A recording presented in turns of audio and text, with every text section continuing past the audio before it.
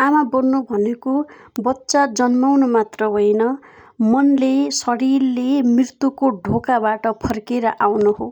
आज आइतबार बिदाको दिन भन्नाको अर्थ हो ड्रेस नलाए पनि हुन्छ, काम चाहिँ गर्नुपर्छ।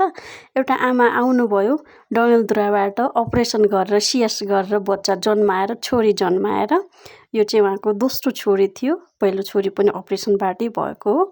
अनि उहाँ आएर चाहिँ गाडीमा चाहिँ धेरै हलचल भयो, बडी पेन हुँदैछ, घाउ हेरिदिनु न, एकचोटि ड्रेसिङ गरिदिनु न भन्नुभयो। अनि मैले उहाँको बच्चा पनि हेरिदिएँ, उहाँलाई पनि हेरिदिएँ, ड्रेसिङ पनि गरिदिएँ, ठिकै थियो। तर बिपी चाहिँ एकदम कम भइरहेको थियो, 2 घन्टा लाग्यो भन्दै हुनुहुन्थ्यो। अनि चाहिँ अब अपरेसन गरिसकेपछि तुरुन्तै खाना खान दिन्न, झोलमा मात्रै राख्छ नि त, अनि त्यसैले चाहिँ पेटभरि खाना खान पाएकै छैन, झोलमा मात्रै झोल खाएको थियो, पाएकै छैन भनेर चाहिँ भन्दै हुनुहुन्थ्यो। घाउ पाक्छ, ड्रेसिङको लागि घरमै आइदिनु होला भनेर भन्दै हुनुहुन्थ्यो।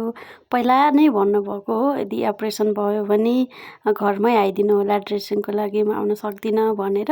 योभन्दा पहिला पनि एएनसी चाहिँ मैले नै चेक गरेको थिएँ, मैले नै रिफर गरेको थिएँ। यसपालि पनि मैले नै रिफर गरेर चाहिँ डडेलधुरा पठाएको थिएँ सिएसको लागि।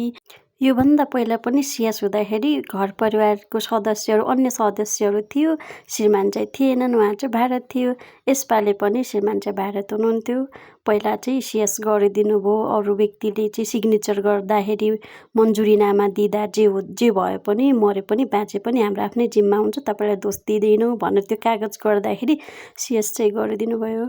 यसपालि भने श्रीमान नआइकन चाहिँ सिएस चाहिँ गरिदिनु भएन, उहाँलाई चाहिँ बोलाउनु भयो, 1 दिन चाहिँ वेट गराउनु भयो, अनि मात्र सिएस गरिदिनु भयो, भर्ना गर्नुभयो भनेर भन्दै हुनुहुन्थ्यो। यसपालि चाहिँ एकदमै कडा गर्नुभएको रहेछ, श्रीमान हुनै पर्ने भनेर भन्दै हुनुहुन्थ्यो।